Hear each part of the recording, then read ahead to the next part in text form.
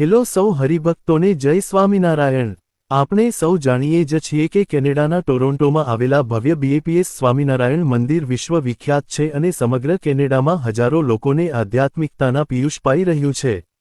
ત્યારે કેનેડાના ઓટાવામાં પણ એક ઓર ભવ્ય બીએપીએસ મંદિર બનવા જઈ રહ્યું છે।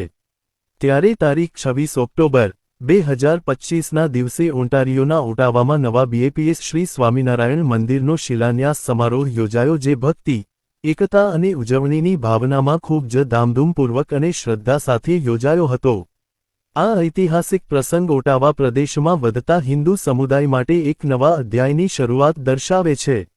આ સમારોહમાં બીએપીએસ સંતોની હાજરીમાં પરંપરાગત વૈદિક વિધિઓ અને પ્રાર્થનાઓ કરવામાં આવી હતી, જેમાં સમુદાય, પ્રાંત અને સમગ્ર દેશ માટે શાંતિ અને સુખાકારીનું આહ્વાન કરવામાં આવ્યું હતું।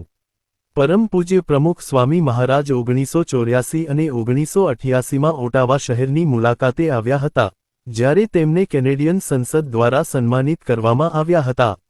તે દિવસે ઓટાવાએ ભગવાન સ્વામિનારાયણ પ્રત્યેની તેમની નમ્રતા અને ભક્તિ જોઈ, જેના કારણે તે ઐતિહાસિક પ્રસંગ વિશ્વભરના લોકો માટે કાયમી સ્મૃતિ બની ગયો। 1996માં તેઓ ફરી પાછા ફર્યા। આ યાદગાર મુલાકાતો દરમિયાન તેમણે ઓટાવાના નાગરિકો અને બધા કેનેડિયનોની શાંતિ, ખુશી અને પ્રગતિ માટે હૃદયપૂર્વક પ્રાર્થના કરી। તેમના વિઝન અને મૂલ્યોથી પ્રેરિત થઈને બીએપીએસ સ્વયંસેવકો ત્યારથી વિવિધ પ્રવૃત્તિઓ દ્વારા સમુદાયની સક્રિય સેવા કરી રહ્યા છે।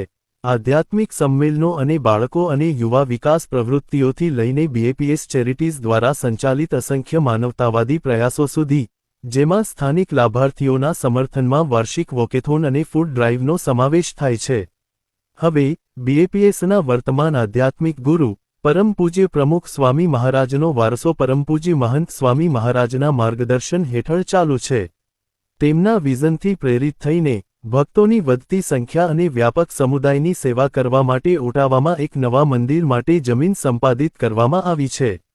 એકવાર પૂર્ણ થયા પછી મંદિર તમામ ઉંમરના લોકો માટે પ્રવૃત્તિઓ અને કાર્યક્રમોનું આયોજન કરશે, જે હિન્દુ પરંપરાઓ અને આધ્યાત્મિક મૂલ્યોને જાળવવામાં મદદ કરશે। આ શિલાન્યાસ સમારોહમાં ખાસ મહેમાનોમાં કેનેડામાં ભારતના હાઈ કમિશનર મહામહિમ દિનેશ કે પટનાયક, કેરેને મેકક્રીમન, કનાટા કાર્લેટન માટે પ્રાંતીય સંસદ સભ્ય, કનાટા નોર્થ વોર્ડ 4નું પ્રતિનિધિ કરનાર કાઉન્સિલર કેથી તેમજ બારહેવન વેસ્ટના કાઉન્સિલર ડેવિડ હિલ સાથે હજારો ભક્તો ઉપસ્થિત રહ્યા હતા। તેમના સંબોધનમાં હાઈ કમિશનરે બીએપીએસ અને તમામ સ્વયંસેવકોને સમુદાયની સેવામાં તેમના અથાગ પ્રયાસો બદલ પ્રશંસા કરી। તેમણે ભાર મૂક્યો કે આવનાર મંદિર શાંતિ, સેવા અને એકતાના પ્રતીક તરીકે ઊભું રહેશે, જે ભારત અને કેનેડાને જોડતા સહિયારા મૂલ્યોને પ્રતિબિંબિત કરશે। બીએપીએસે ઓટાવા પોલીસ સેવાના સભ્યો, પ્રાયોજકો અને શુભેચ્છકોનો તેમની હાજરી અને સતત સમર્થન બદલ હૃદયપૂર્વક આભાર માન્યો। તો હરિભક્તો, આવા જ બીએપીએસ સ્વામિનારાયણ સંપ્રદાય અને ગુરુહરિ મહંત સ્વામી મહારાજના વિચરણને લગતા અવનવા અને લેટેસ્ટ સમાચાર જાણવા માટે અમારી યુટ્યુબ ચેનલને સબસ્ક્રાઇબ કરીને બેલ આઇકોન જરૂરથી પ્રેસ કરી દેજો। સૌનો આભાર। भाला हरिभक्तों, अपने मैप्स के ऐसे ही वीडियो देखने के लिए हमारी चैनल को सब्सक्राइब करें। जय स्वामीनारायण भगवान। Thanks for watching video.